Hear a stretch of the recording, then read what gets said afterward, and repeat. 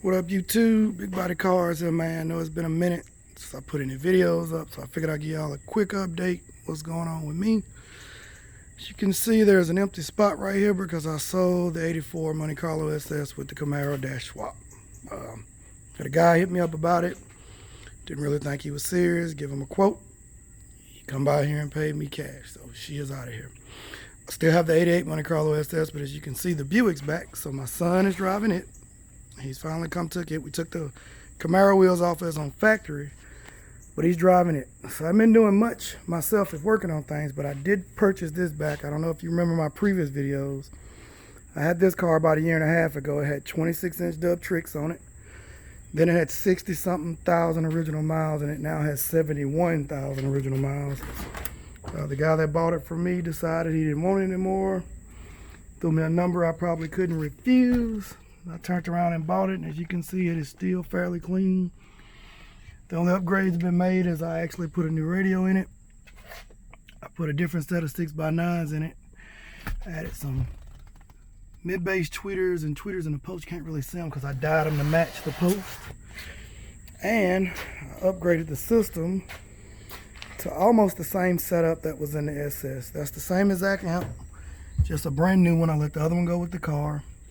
Same exact subs, Scar VXFs, around 2500D. This amp was in the car. I'm going to replace it with the match to that amp, but for now that'll do. Fire extinguisher in here because I'm really not too used to this lithium yet. And I did the battery with a lithium C-Max. This is a 45 amp hour C-Max. I ordered it directly from Covington Industries.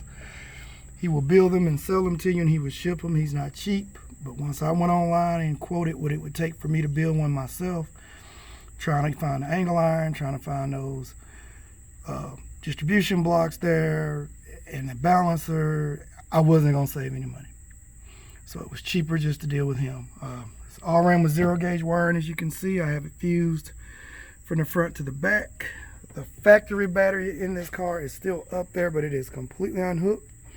The hot terminal is being used for a distribution block till I build a different distribution block. And this thing holds about 14.5 on a Power Master 160 amp alternator. But I'm going to have to step down there because everything I've read online says that alternator isn't big enough. So ain't much been going on with me. I just figured I'd give y'all a quick video. This is super short. This is super brief. Trying to make some more changes to this car. As time goes on, the only thing I've done to it so far is I painted all that molding back. And I've got it lined up for another guy to actually paint the car back white. Looks pretty good, but as you can see, maybe I don't know if you catch it on the camera, filler pieces don't match and the pinstripe doesn't go all the way down the car.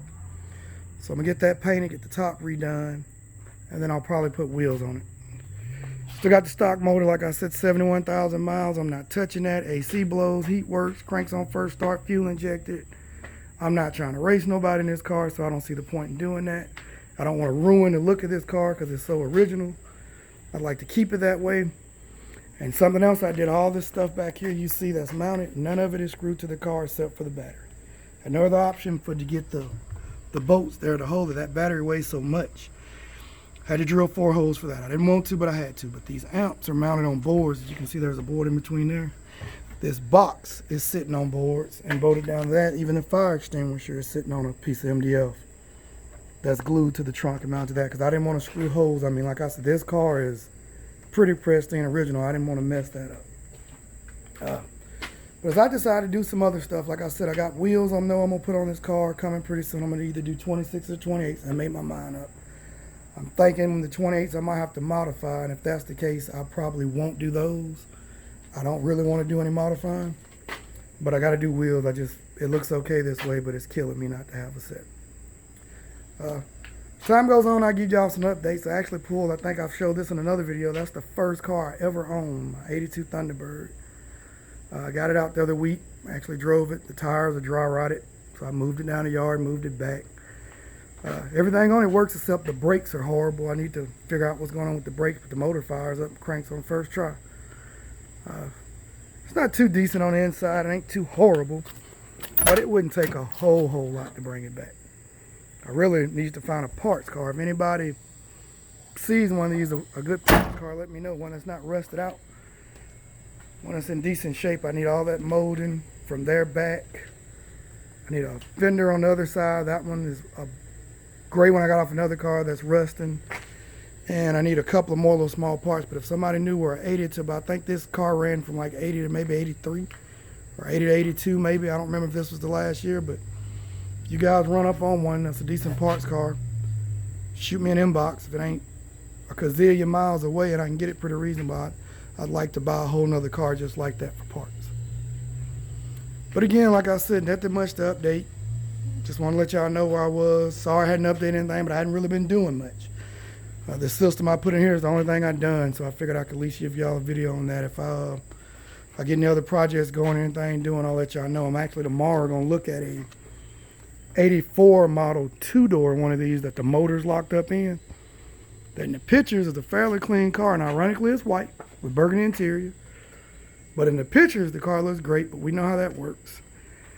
If I get in, I'm going to actually do an LS swap in it because the motor's locked up. It's got that 41 and 4200 that come in these that are so horrible. This one's actually got the 350 in it, thank God. But if the car is what the guy says it is, when I look at it tomorrow, I'll probably update a video of it if it is.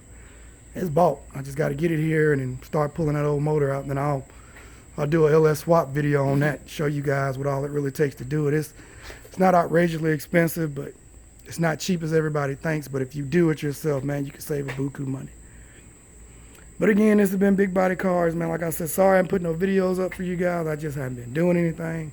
I didn't see the point of just telling y'all I'm living, but I had a little work here I could show y'all, so I showed you that, and I'll let y'all know what's going on if I decide to get this other car and do the LS swap, man. It's been Big Body Cars, man. Y'all have a good one.